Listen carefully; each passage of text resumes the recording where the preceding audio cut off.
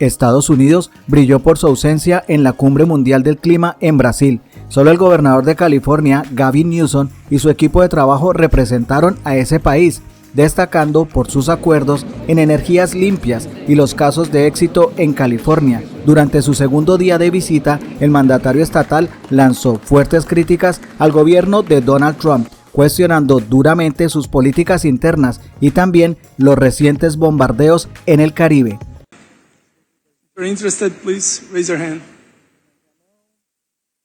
Go over to the gentleman over there.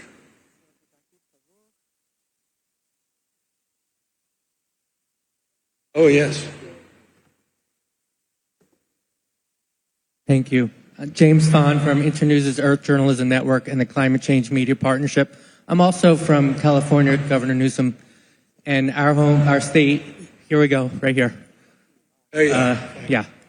Our state is home to social media firms and AI companies that, of course, power our economy, but they're also spreading climate disinformation and causing a surge in electricity demand. What do you think we should do, if anything, about that? Well, as you know, we're the first state in the country to regulate AI enterprises. We've led the nation as it relates to truth and trust policies, as it relates to social media companies. We can do a lot more. I'm not naive about that. We're also home to 32 of the top 50 AI companies in the world, so we're not naive about the impacts, particularly from a consumption perspective, not just electricity, energy broadly defined, but also water. And we also recognize our responsibility to continue our nation-leading innovation, not just in these technologies, but in new technologies like fusion, new technologies like modern nuclear, and looking at those kinds of investments that are happening disproportionately, the research and development in those spaces, disproportionately in my own home state. So that's the way we approach these things. We're not naive about the world we're inventing, and not naive about the impacts of that world, not just in our state, but globally as well. Thank you. We'll take a couple more questions. We are a bit short on time. We go over to... Sorry. Oh, excuse me. The Minister of Cities will have to go back to his meeting, and thanks for joining us today.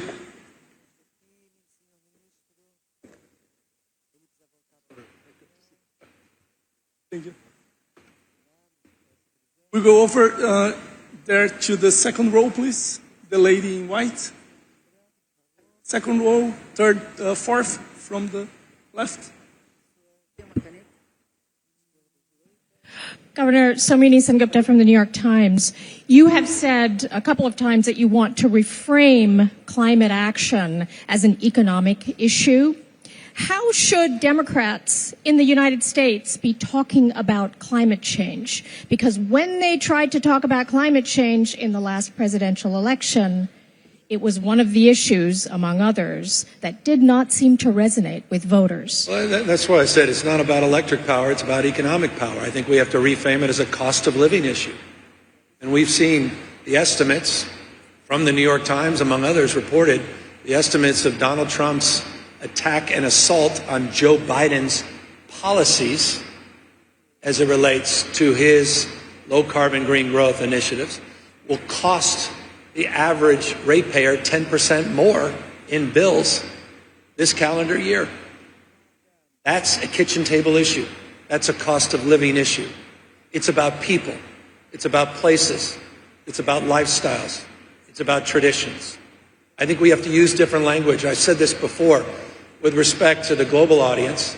The vast majority of my audience doesn't know what Celsius is.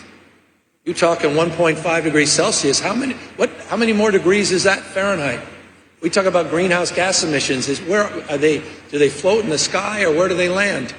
We don't understand. We have to use better metaphors. We have to change our language. We have to talk in terms of that people understand, a pollution bucket.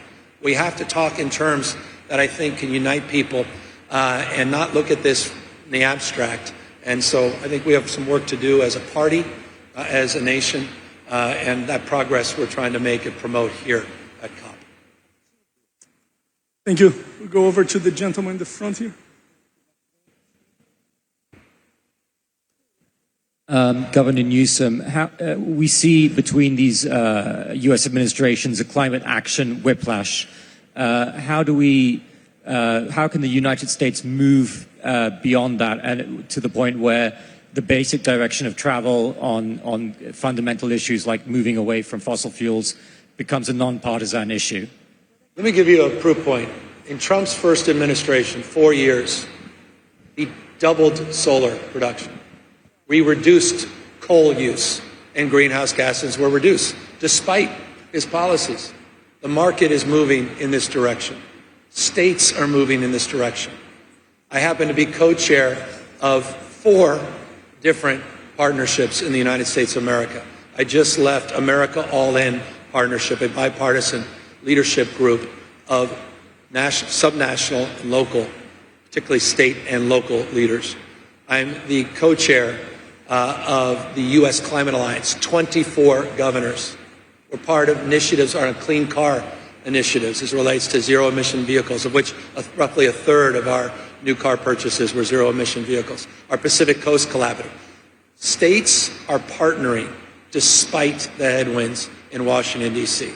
So I think it's incredibly important not to look at the prism of the United States through one lens, federal, but federalism, states, local government, 10th Amendment of the Constitution of the United States. The federal vision is realized at the local level, and remarkable things continue to happen all across the United States in cities large and small and states large and small. And if the mayor of Malmo wants to share some comments? Okay, then I would like to underline that what Governor just said about creating a new language. I really think it's important to talk in a way that builds trust. And I think in the case of my city, we started to transform the city due to the industrial crisis. And today I would say that we have a strong support from our citizens since they saw the change with a strong focus on the green transition, created lots of new green jobs. We had a very problematic situation with problems due to the industrial crisis. And today we are one of the fastest growing cities, and we collaborate very, very close with the business sector and all our citizens. So it's also important to remember that the trust for local leaders, governors, mayors, is quite often higher than trust on the national level. So the language and the trust is really so important to be successful. I appreciate that, Mayor. It's also results. We have 7 times more green energy jobs than we do fossil fuel jobs. We've reduced greenhouse gases since 2000 by 21%, and our GDP has grown 81%. When I started, we were the 6th largest economy in the world. Now we're the 4th. Tesla comes from my state for a reason. It was our regulatory policies. And 60 headquartered companies in that space are now in California because of our regulatory policies. One of our biggest exports. We're number 1 in two-way trade, number 1 in direct foreign investment, more scientists, engineers, more Nobel laureates in my state than any other state. We dominate in R&D. China, Germany, and California, in that order. Research and development. So it's an economic imperative that's producing results, but trust is the coin of the realm. Well stated. Thank you. I have a gentleman in the front here.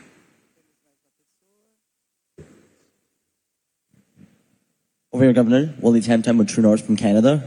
Earlier today, you saw me. Earlier today, He was trying to talk to me all day. God bless you. Earlier today, you said Canada was your favorite neighbor, and of course, California seems to be at lockstep when it comes to a lot of environmental policies with Canada, specifically on the EV electrical vehicle mandate. Both country and state have the 2035 goal of 100% new sales being electric. I want to ask you about carbon pricing, or specifically a carbon tax. Do you, as the governor of California, support a carbon taxing system in your state? And do you think it should be implemented like it was in Canada across the country in America? We just 2 weeks ago, we extended our cap and invest program to 2045. By the way, we have a relationship with Quebec in relationship to that carbon market. Just extended it. So we've chosen that path as it relates to cap and trade, cap and invest. As it relates to the merits and demerits on carbon taxes, we can debate that perhaps in a separate place, in a separate forum. But California's approach, low carbon fuel standards and cap and trade, are the backbone of our transition. Final point. I initiated the first in the nation zero emission vehicle mandate by 2035. We marked the market and we shifted consciousness, and going back decades, this has been the case in California with our clean waiver, with our tailpipe emissions rules. We've sort of set the market for American automobile manufacture. Donald Trump has vandalized that. And one of our largest legacy automobile manufacturers, GM, sold out. And I believe they put themselves at a massive competitive disadvantage. They made one of the worst business decisions they can possibly make. China is here. Only one country is not here, the United States of America, because they understand 70% of that ZEV market. Flooding the zone here, you've seen the buses, high quality, high technology. This is something California will not cede and will continue to try to lead, despite what our federal government's doing. Do you expect to push back that mandate of 2035 for 100%? Do you expect to push it down the line, as you're seeing pressure in Canada, for example, where likely your politicians are thinking about that? Well, we're in litigation with the Trump administration. They're trying to eliminate our rights under the Clean Air Act that are well established to advance in that space, but we continue to push the envelope. 2.2 million ZEVs on the streets of my state. Over there, I can see your badge. You're a member of the media? Yep. Okay. Thank you so much, Governor Newsom. Thanks very much for the question. I'm Ryan Beechu from Trinidad and Tobago, small island state. I wanted to ask you about a geopolitical situation that's developing. Today, it's being reported that the United Kingdom has suspended some sharing of intelligence with the United States because of the strikes in Venezuela, on Venezuelan vessels. I just wanted to get your reaction to that. Plus, the Trinidad and Tobago government has supported those strikes. And if you had a message for the Trinidad and Tobago government, what would that be? Thank you very much, Governor Newsom. What happened to due process? What happened to the rule of law? I'm a little old-fashioned. It's not ready, fire, aim. It's ready, aim, fire. I believe in rule of law. I don't believe in the rule of Don, D-O-N. That's what we're up against in the United States of America. I don't want to lose my republic. I hope you understand and are absorbing what's going on in the United States of America. Donald Trump does not believe what our founding fathers believed, in co-equal branches of government. He does not believe in popular sovereignty. He does not believe in a system of checks and balances. We have a supine Congress that is checked out. We have a rule of law that I said increasingly appears to be the rule of Don. Our politics needs to change, and I hope our international partners understand that. It's chilling to me to see those scenes of the United States of America blowing up boats with no transparency, no advise and consent with the United States Congress, the representatives of my country, with briefings that are laughable that members of Congress, both the House and the Senate, including Republicans, have criticized. If you can't criticize that, what the hell can you criticize? Think about that. He's now talking about land opportunities. The United States of America, this is our country. Should be a model for the rest of the world. And so we're calling that out. Forgive me, I know I'm on a global stage and maybe in politic, forgive me. But this is a precious moment in our republic, and I feel it needs to be called out. Thank you. We're close to time, so we'll take one last question here, please. In the front. Thank you. Hi there, it's Sony Wells from BBC News. Governor Newsom, it's been reported today that the Trump administration plans to allow new oil and gas drilling off the coast of California. Have you been briefed on these plans, and how specifically do you plan to respond? And if I may as well, what's your reaction to Donald Trump threatening to sue the world's biggest broadcaster, BBC News, for $1 billion? Well, he also requested $1 billion from fossil fuel interests for his campaign for president. He said he'd basically roll back a century of regulations in return. We've talked in the past, COPs, about the polluted heart of the climate crisis being big oil. Increasingly, the polluted heart of the climate crisis appears to be Donald Trump. as it relates to offshore oil drilling, it's overwhelmingly opposed by members of all political parties in the state of California. What's fascinating to me, you may have seen this, he wants to open offshore oil drilling, and he intentionally aligned that to opening of COP. Well, He's weakness, by the way, masquerading as strength. That's all that was. But to answer your question, forgive the long winters, it's dead on arrival. Dead on arrival. And I also think it remarkable that he didn't promote it in his backyard at Mar-a-Lago. He didn't promote it off the coast of Florida. That says everything about Donald Trump. thank you. Gracias por hacer parte de la comunidad Magenta Radio. Si te gustó el video, por favor compártelo, comenta y por supuesto darle like. Nos vemos en el siguiente video.